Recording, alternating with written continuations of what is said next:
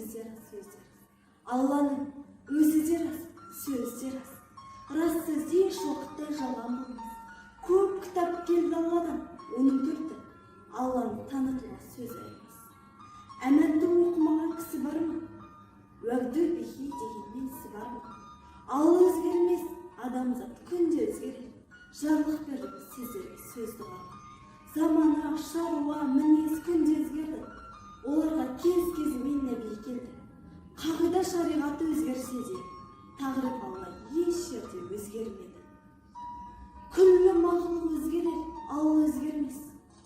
Әхли кітап бұл сөзді бекер дейміз.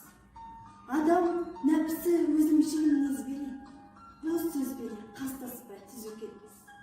Махаббатпен жаратқан адамзатты сен де сүй, ол Алланы жаннан тәтті. Адамзаттың бәрін сүй бауырым деп, және хақ жолы осы деп әділ етті. Осы үш сүю болады иман егін. Иманның асылы үш деп сен тәхлиқ біл. Ойландағы үшеуін таратып бақ. Басты байлық жолына мал өтуі. Дінде осы, шын ойласаң тағатты өсі. Екі дүние бұл тасти хақтың досы. Осыларды бұзатын және үш іс бар. Пайда, мақтан, әуес қой, онан шошық.